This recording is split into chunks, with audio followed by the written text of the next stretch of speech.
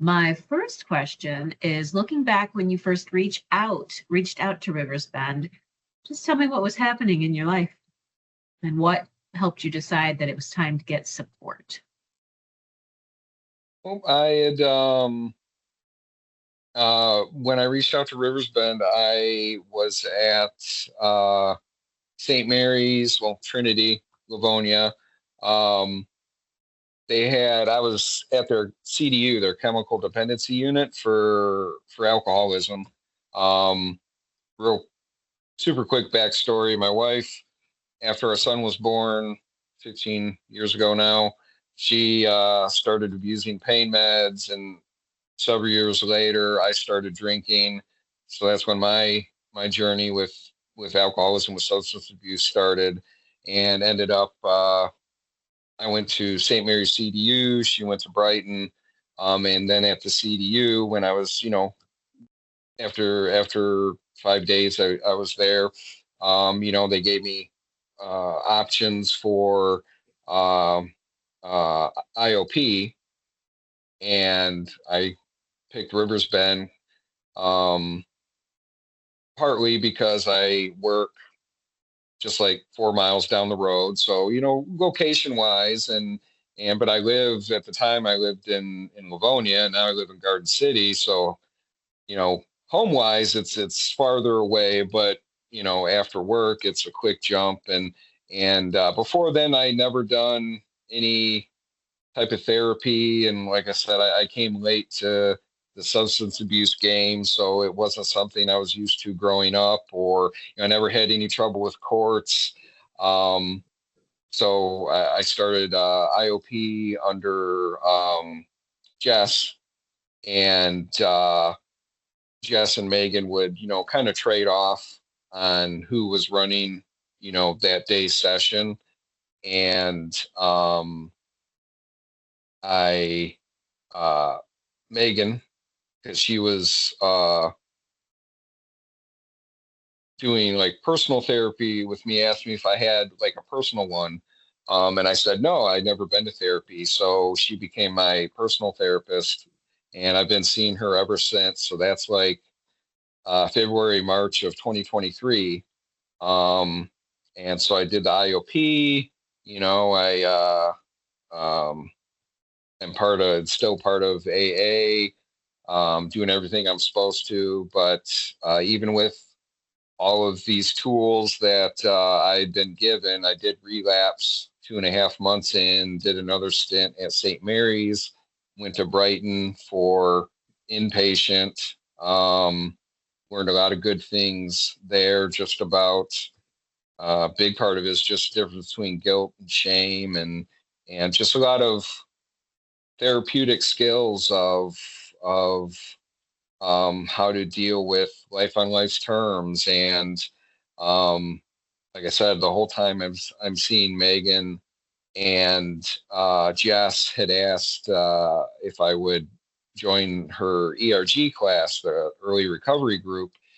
And at the time, my wife and I we were mandated by CPS because we have our son. He's being fostered by my brother and his wife. um, we were mandated to do certain things. One of that was these parenting classes, and it was on the same night. It was on Mondays. But as soon as that was done, I actually started, coming to the ERG classes, which I do still go to, um, not as frequently just because all the other things in my scheduling, but I'd say on average, twice a month. Um, Sometimes three or four, depending on how life is going. But and that has been, very helpful as well. So having the personal therapy connection with Megan, um, which, like I said, I'd never done before. I was never against it. I just never, and I knew I needed it. It was just something I never did until I was told, "Hey, you should do this by, the St. Mary's, the CDU is like, yep, you should go on." And like I said, by CPS wanted us to see therapists and with the early recovery group, that's been helpful getting kind of that group therapy, hearing other people's journeys through their recovery. And, if something comes up, uh, like I just recently am divorced, and there were several people in ERG with me who have had similar journeys going through that. So it's good to be able to talk about that. Also in relation to substance abuse, and how that doesn't fix or solve anything. And like I said, I've been a member of AA since I came out of St. Mary's the first time. So I use that as well, and have a sponsor and work in the steps. But it's nice having AA, but it's also nice having kind of a different perspective with the therapeutic setting of ERG, and like I said before, that IOP. To get that, because in the ERG, it's not just about the substance abuse and the things causing that, but it can also be talking about other things going on with life that might be a challenge just in general, which can also be impacted by going back to our substances. And like I said, on top of that, I see Megan. It was weekly, and then last year it went to every other week. But it's something I definitely recommend to everyone to at least try,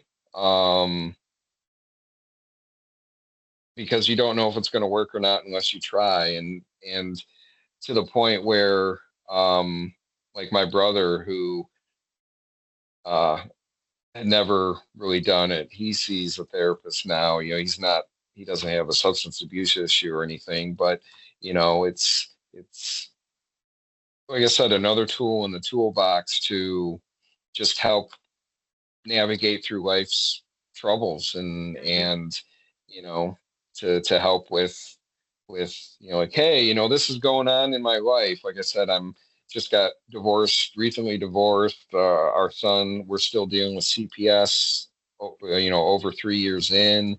There's been a hiccup with some of that recently. All these things can be very disruptive to life. And it's good to be able to bounce ideas. Like I said, I just got out of my therapy session with Megan before this, and obviously I can tell you a lot of that had to do with CPS and what's going on with that, and thoughts and ideas, and how to tackle um, you know any troubles that arise. Yeah.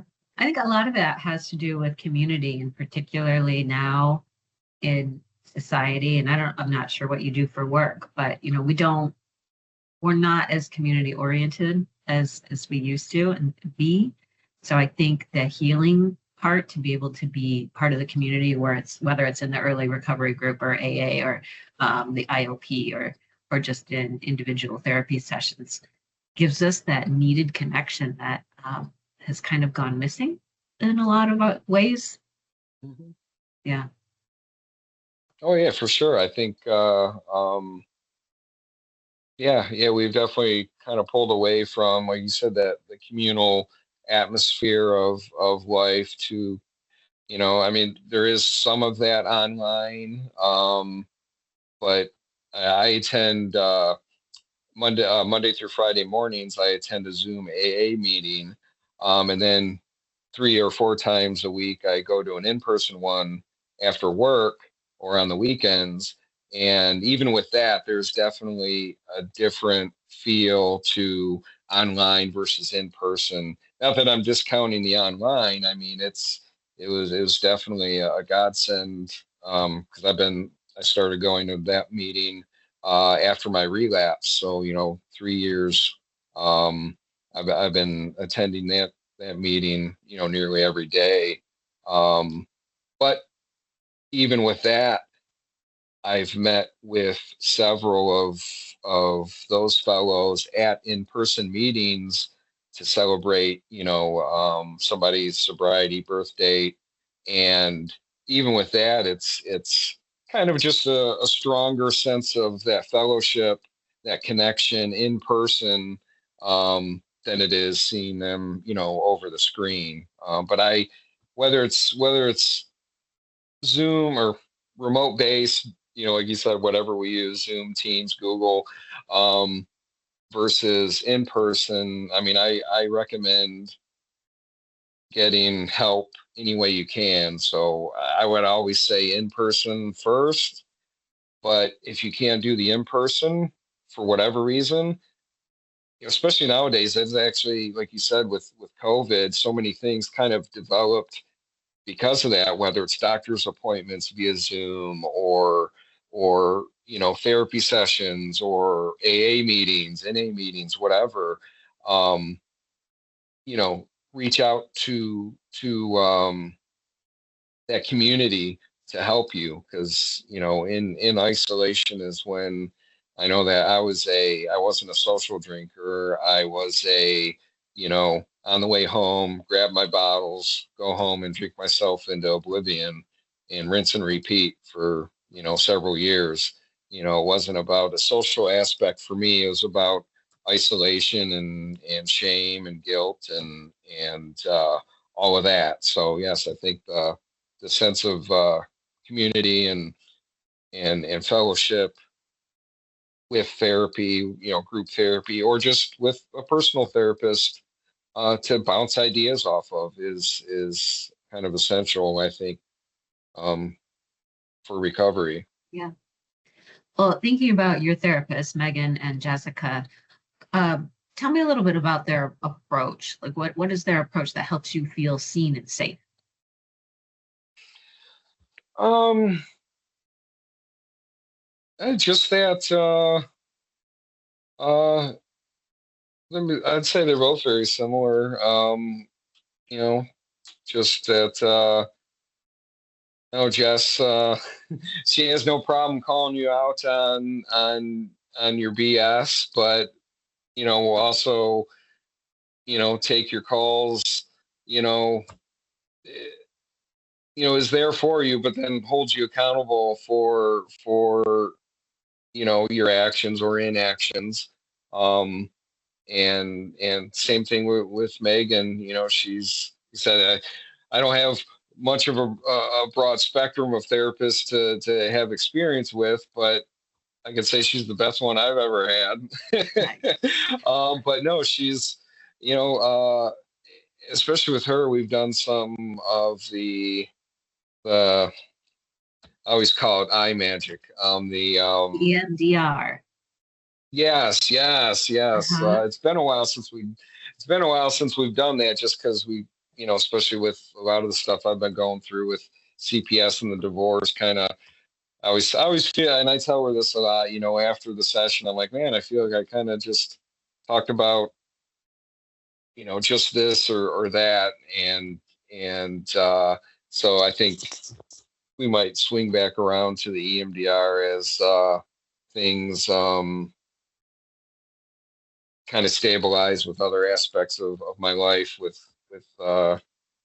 that, and especially now that the divorce is over. But um, I don't know if any of that was very helpful or No, not. that's good.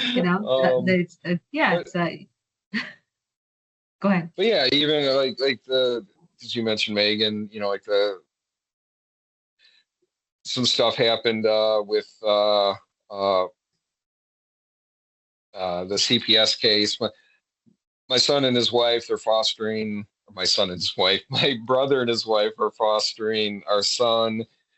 He's supposed to be going into guardianship, but my ex disagrees with that, and so it's causing a lot of stress and chaos. So I brought a lot of that to the session today, and Megan was just able to hear what I was saying, bring up her own viewpoints, And a couple things that I brought up, it's not like she agreed with everything I said. A couple things she was like, well, I see where you're coming from, but how about this, taking a look at it this way, and that to me, that's good, not to just have somebody, be the yes man, somebody to actually, I mean, if they agree with me, great, but if they don't, please tell me, and I might turn around. And she said a couple things, and I'm like, well, that is a good way to think about it. So it's good having that, that support, but also that, well, hey, I hear where you're coming from, but let's look at it this way, you know. Yeah. Well, and I commend you too, because, not everybody has an open mind about other people's opinions, but that speaks a Right. lot to the relationship and the respect that you built with her, right? Mm-hmm. Yeah. Oh, All for right. sure. Yeah, yeah. And I'm very comfortable with talking with her about anything, because the way I look at it, anything I hide from I try to be open and honest nowadays with everyone, but I feel with your PCP and with your therapist and your lawyer, you should be 100% honest with them, because if you're not, if I'm not 100% honest with her, then she can't give me the help I need. She's just going to base things off of the BS I'm giving her. If I can't be honest, then I can't get better. So true. So true. I know you said you had a relapse early on, but after coming back from that, not that there's, any straight line because recovery's not linear, but could you Right. recall some turning points when you noticed things sort of starting to shift in your mindset of, your commitment to your sobriety? And if there were any specific routines, mentioned AA, that you carry into your progress in everyday life. Yeah. I mean, I, I, I would say nowadays, as post recovery or sobriety, and well, not post sobriety, during sobriety, but post relapse, honestly, even to step back slightly, I honestly, I credit my relapse for my current sobriety, because, so when I first got sober, I remember the therapist at St. Mary's, last day there, she asked me, was I doing this or for me or for my son? And I told her on day one, if you asked me that, I would have said for him. But even 5 days in, I realized I have to do this for me, and I got out. I was coming to IOP, started seeing Megan, went to AA right away, got a sponsor, doing all the things I was supposed to do. But in my mind, like, I was just kind of going through the motions. I had a routine, but I, I guess I wasn't truly surrendering to it and doing the work I needed to. I guess I was just giving it all lip service. So when, you know, that pink cloud burst, and thankfully it was only 2.5 months into my sobriety, um, and it was over, you know, the it was over a CPS pretrial, like it was, which is talking to the referee for like 20 minutes. She said, she told me, hey, this is what you did wrong. You were drunk. So you're negligent. This is what you have to do to fix it. You're talking about a 20-minute Zoom meeting, and I just couldn't deal with hearing my defects, my problems coming out of someone else's mouth, even though I'd heard her say them the couple other times we had seen her. And for me, it was easier to grab that next bottle instead of calling Megan, calling my sponsor, calling my wife at the time, who's in recovery, sort of, and it was easier just to drown my sorrows, and I was going to do it just for that day. I wasn't going to tell anybody. The next day, I was going to go back to my meetings, see Megan, do all the things I'm supposed to do. And thankfully, and like I said, I can thank my relapse. Thankfully, that didn't work, because I believe if they had been successful, I would probably be dead today, because that would have been my go-to for every problem, you know. and thankfully I was only out 2.5 weeks or so. And during that time, I talked to my sponsor drunk. I had a therapy session via Zoom with Megan drunk. Um, and I still don't remember. I've asked her about it, and all I remember is just me blubbering and crying and being upset that I was drunk. Um, but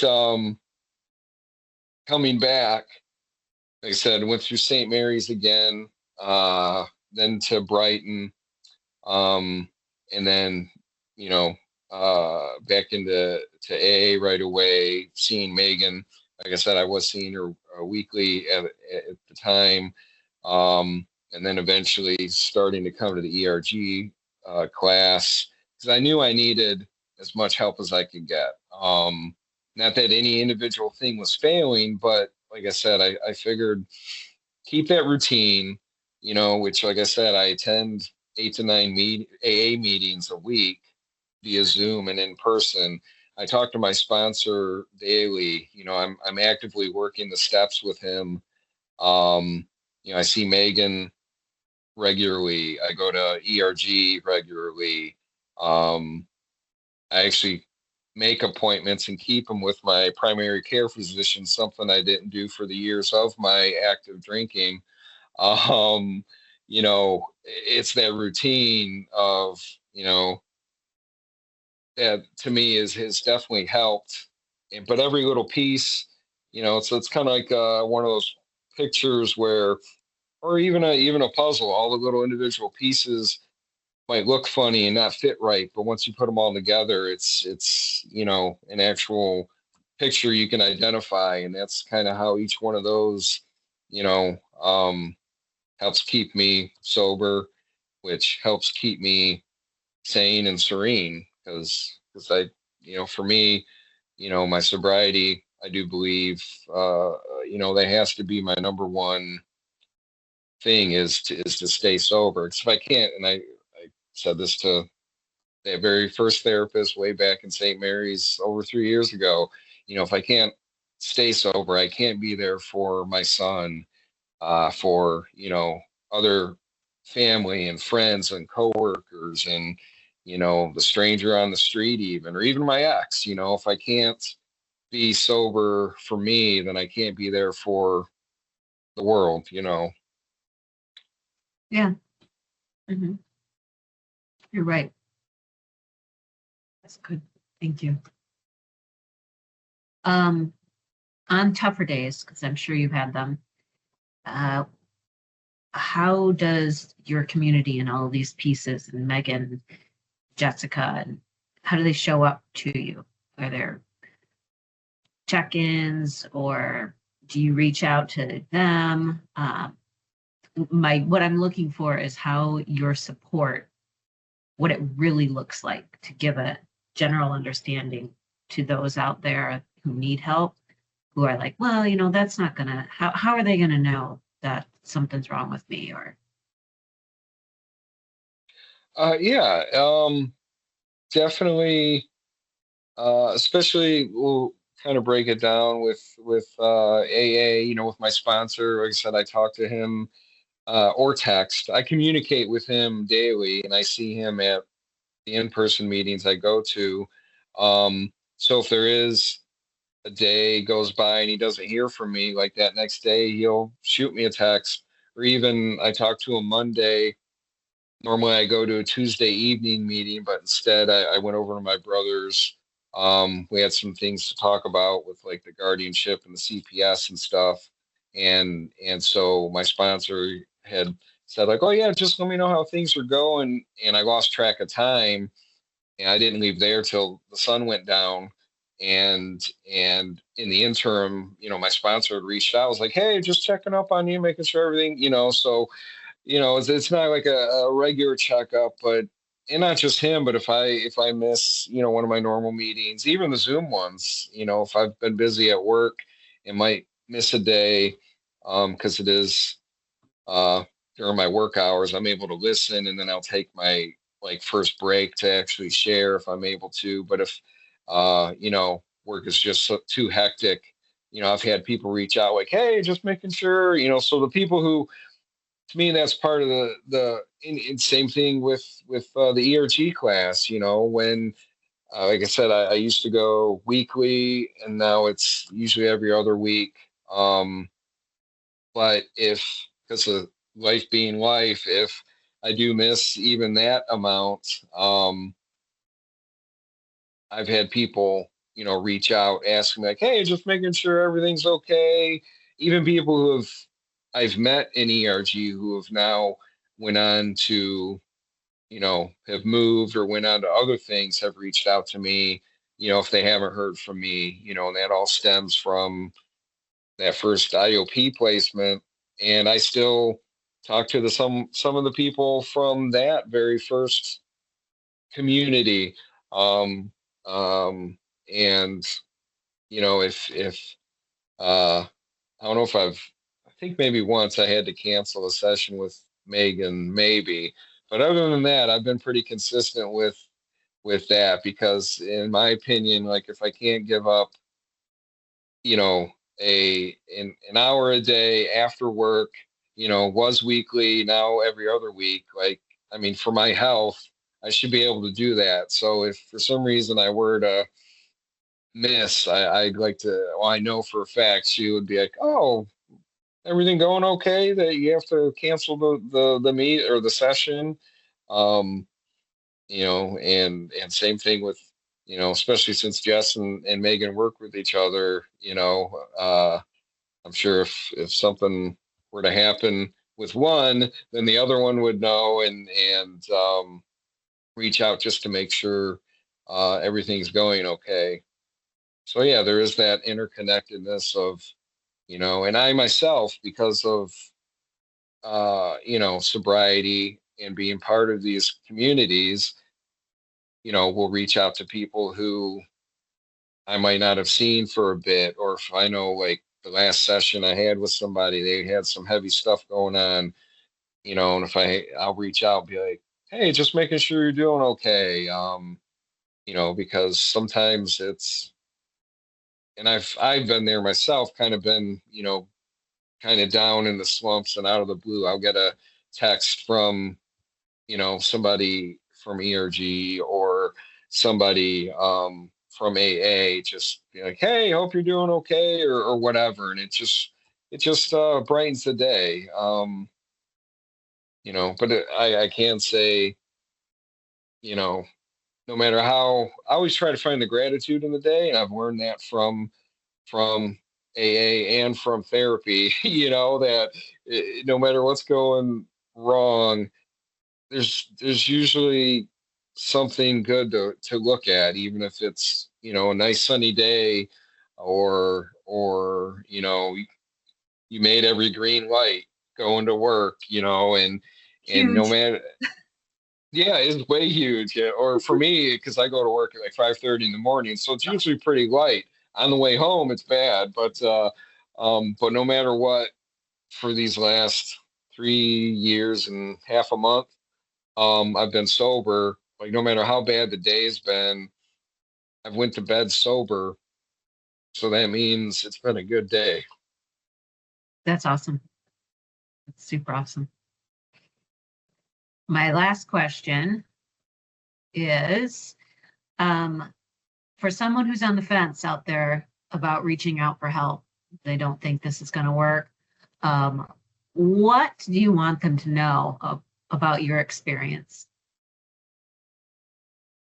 Uh, I mean, first, I mean, you don't know until you try. I mean, um, like I said, I never had an aversion to therapy personally, but even though I knew I needed it, if for no other reason than some traumas from my past, which I've talked about with Megan, like um, my father died from a heart attack in front of me, and that's something I never actually saw anybody for. It was just kind of a, and it's something I've talked with her about, and just other things like that, things you kind of brush aside. I knew I needed to talk to somebody about it, but some other time, or it's not that bad, or I can cope. But I mean, you just don't know how helpful something can be until you try it. And I would say, like, because there is that fear of the unknown, maybe a fear of judgment, or what's this person going to think of me? I mean, I'm sure there's nothing out there that can be said to a therapist that they haven't heard from somebody, or even maybe done themselves, since I know a lot of therapists are themselves patients. And you know you might as well, what's the saying, shoot your shot. You might as well give it a try. And if it doesn't work, don't give up on it entirely. There's more than one person out there. I mean, I tell people that in AA, like, if, because a lot of people, they might go to a meeting and get not like what was said or a person there. I myself have kind of felt that way. There's a million different meetings out there, especially if you have the apps to look for it. Same thing with therapy. Like, if you talk to one person and like what they say, that's great. But if not, don't just throw that chance away. Reach out to somebody else. See if any friends or family, coworkers are seeing. I mean, nowadays a lot of people see therapists. Reach out to people in your circle to see if they're seeing someone, and yeah, it's just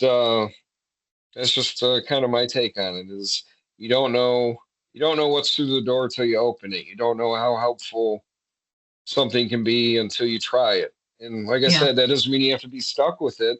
Like you said, if you go to somebody and like, whoa, I don't like what this person's saying, go to the next one. Don't just completely throw it away. good. I hope more people get your feeling than that. Then don't. Then I almost feel like that's a self-worth feeling, and a lot of people are out there don't. I don't think they're worthy of getting help or Right. deserving of help. So I'm hoping your Yeah, story. that was definitely part of especially during my active alcoholism, was I knew I had a problem. I just didn't know how to get help, and did I deserve help? That was a big part of my downward spiral, was just like you said, the self-worth and the self-loathing, that with all these tools have helped me realize, that was a big, when I went to Brighton and they had a session on the difference between guilt and shame. I just lumped everything together. I didn't realize there was a difference, so it's just things that you don't realize until somebody, just like going to school. It's like, hey, this is, you know, what this looks like. Oh, I never realized that. The same thing with therapy is somebody will say something, or you'll see something that will kind of give you that spark of, wow, I am worth this. I am, worthy to get help and be better. Good, very good. Thank you so much for all of that. Do you have anything else you want to add? Uh no, no, I'm just thank you for reaching out. I'm sorry it's um because Jess had mentioned it. I was like, yeah, I'm all for it. And then life be lifing, like I said in Be the life. email. And like I said, things came up with both the divorce and with the CPS case, and but I'm glad slap me around via email and say, hey, you want to do this, and better late than never. Like Yeah, I said, don't just, you know, uh, uh, when that hand's extended, accept it. And I'm glad you reached back out to me, because, like I said, I'd wanted to do it initially. I just, got tied up with stuff. yeah. Hey, it worked out because life was life and over on me too. So, Right, happens when it's supposed to happen. But I really appreciate right, this. So the process with this is I'm going to spin this and make a little bit type video, and we'll make some right. reels about it, and I'm going to share it with you. You'll also Okay. get through, I think it's called Form Doctor. I don't know what it looks like on your end, but it's how, when you need to sign papers, for Rivers Bend or anything, that's how they communicate with you. And there will Okay. be like a media release that says, you're okay with us sharing this, but you don't need to worry about that until after you've seen everything. And then we'll go from there. And there's a couple other stories. If you're ever on the website, I've done 4 or 5 of these, and I'm always Okay. honored to hear the story, and I think it really helps put it out there that people are worthy of help. Yeah. Right. Oh, that's great. And the more stories that are out there, like you said, the more people, well, like you said, it especially pulls the stigma away. I mean, same thing with substance abuse and the stigma of that, and same thing with mental health and the stigma of that. And the more it's publicized and made, I don't want to say normal. You don't want But substance abuse almost to be is. normal, Yeah. but Uh-huh. the knowledge of it and the education of it to be normalized, is so much helpful to others than and I'll admit, I'm probably rambling on again. I've always been an open book. When I was off 4 weeks of work both times, um, and when I came back the first time, I went in because health issue. I ended up having a PE in my lung, pulmonary embolism. Yeah, Uh-huh. and and the receptionist at work was like, "Oh, yeah, you heard you're in the hospital." I was like, "Yeah, I had a pee in my lung, and I found out I'm an alcoholic." And then when I relapsed, I thought I was having a heart attack, and according to the EKG, they're like, "No, you're perfectly normal." So I figured that was a God moment. It's just saying you need to go back, and and same reception was like, "Oh, I heard you're in the hospital again." I'm like, "Yeah, I thought I was having a heart attack, and I, ended up relapsing."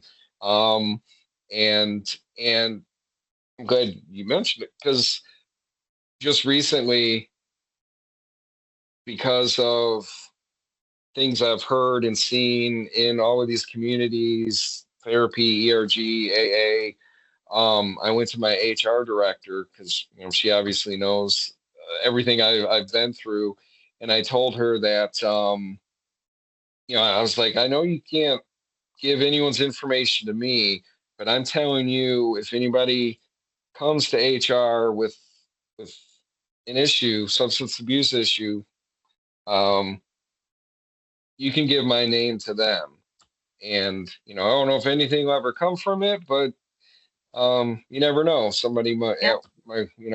at work might be like, "Hey, I'm struggling with this. Who can I talk to?" And again, have that stigma of, I can't go to you know this or that or the other, or how do I take that first step towards recovery? And because of my own recovery, because of what I've learned here, I can kind of hopefully guide people you know to where they need to go. Mm-hmm. Thank you.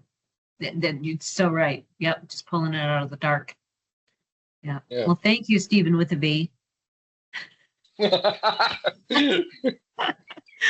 I totally get it because I'm Erica with the C, and Right. Well, oh, that's even funnier because half my yearbooks growing up had a PH.